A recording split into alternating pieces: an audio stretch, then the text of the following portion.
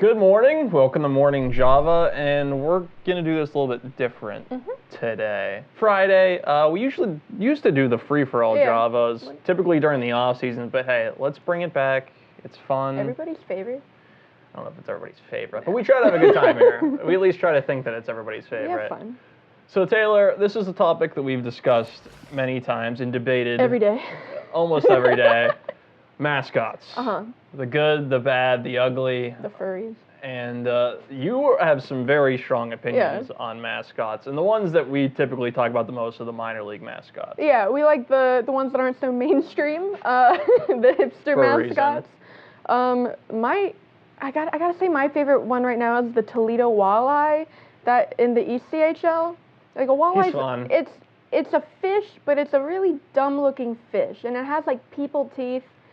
It's just fantastic. I think that's one of the best. The ones I typically think are the pro sports ones, and I hate how the Philly Fanatic is the most overrated mascot in all of sports. And I hate how everybody kind of has their well, not everybody, but there are some teams that have their mascots look almost exactly alike. That like the Philly Fanatic looks just like Slider from the Cleveland Indians, but they're just different colors. The one's a little bit fatter, and they wear different jerseys. I don't get why they have either one. Well, at least the parrot makes sense. Yeah, the parrot makes sense. That's why we like the weird mascots, like the walleye. Yeah. My other favorite one, the Washington Mystics of the WNBA. Theirs is a panda, because they play where the Caps play in Chinatown. So they have a panda. It's not just because of where it looks really weird. Yeah, his name is Pax. He dances. He's fat. That's what you need in a mascot. Yeah, and you need some character. It has to be fun. Too often, like Penn State's mascot is horrendous. Yeah. It's just a guy with an old like cat suit, and it's not even a cat. I don't know what it's supposed to be. Like there's a zipper. That's why it wears the scarf to hide the cheap-looking zipper. Yeah, and Rock from Pitt. Rock's terrible. I'm sorry. I'll be the first. I covered Pitt. I hate Rock. I think it's a terrible mascot. Steely McBean. I don't even want to talk about Steely McBean. Just end it there.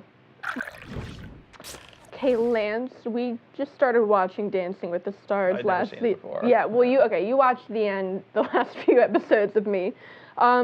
Pittsburgh has had two athletes go on Dancing with the Stars. Heinz Ward a few years ago, he won. Antonio Brown was just on recently. He made it pretty far. So we were talking about who maybe we would like to see in future seasons, who would do well. Or just who we really want. So who do you think you would really I want to like? see Ramon Foster, even though he wouldn't do well at all. I just don't see it happening.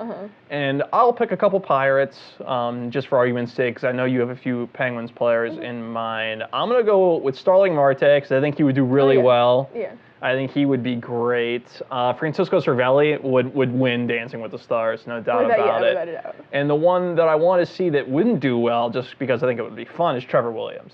Oh, I think he'd enjoy it. Way too awkward. He'd be one of the first ones off, but he'd have a good time.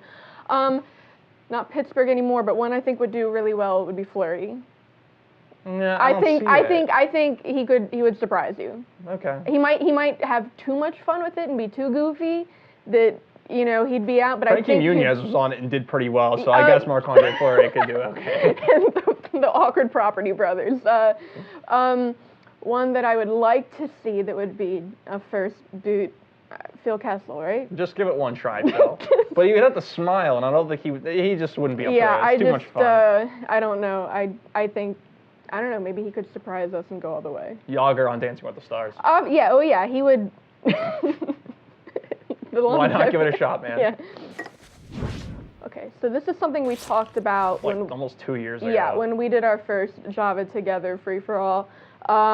We're huge fans of The Office, and we talked about who we would be in The Office with characters. Members of the staff, who would be who.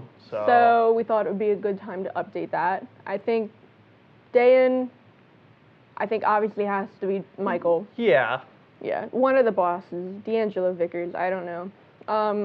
Dolly, Jan, but not really. Jan is Dolly's not crazy like Jan. Dale is one I got stuck on. I don't know about Dale. I don't want to make Dale Dwight, but I feel like Dale's got to be Dwight. He's not. Dale is funny, but he's not. Maybe Stanley, because he's kind of a curmudgeon. Dale could be a curmudgeon. The two, Audrey, I like Audrey as Danny Cordray, because Danny Cordray doesn't work in the office. He's like the traveling one on the road, and he's kind of fun. And he's way Audrey's too good. secretly fun. Audrey's a great time. Yeah. Like I've never gone out to a bar with Audrey, but I've seen enough pictures of Audrey in bars, and I think that Audrey would She's not Meredith, but she's not Meredith, but she is a clean good time from everybody I've talked to at State College. Bradford, I think Gabe, because he's kind of quiet. Like Gabe. Okay. Yeah, maybe not. He's not that awkward, but he's not. But Gabe Grubba. New guy. Well, Grubba's got a personality. I think Kevin could be a good fit for Grubba. Kevin likes to talk a lot. Grubba could be a talker in a very good way. Benson is the one that I am a little stuck on. I thought Plop. I think his real name is Pete. He comes in the later seasons. Too obscure. Benson has too big of a role to be. Well, but Benson's never on camera. No one ever sees him. He's a mystery. Right. He needs to get on camera. Carter. I was saying Andy just because of the energy levels. Yeah, like I always say, like when I'm around Carter, he's up here, and I just can't match that intensity all the time. Sunday, Daryl. They were very cool. Yeah, kind of low key. Yeah, level-headed. You and I. Yeah. Jim and Pam. Yeah, I guess. Yeah, you make a lot of dumb faces like Jim. That's really nice to say.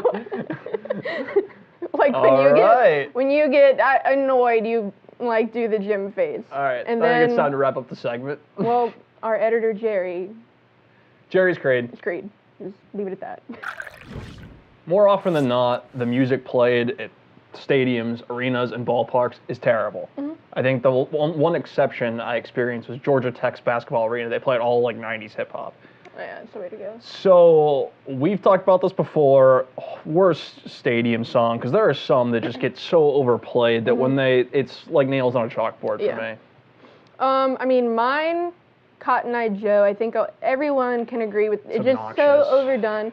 For me personally, though, I used to intern with one of the Orioles minor league teams, and as part of our jobs, we were like the dancers. I wish I would have saw this. Yeah, no, you don't. And then it was like during the 7th inning stretch, we have to do the Cotton Eye Joe in the dugout.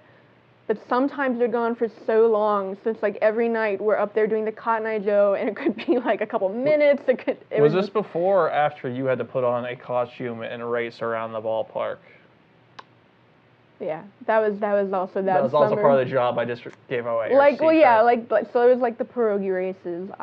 That's giving it too much credit. It was way worse than the pierogi race. People actually liked the pierogi race.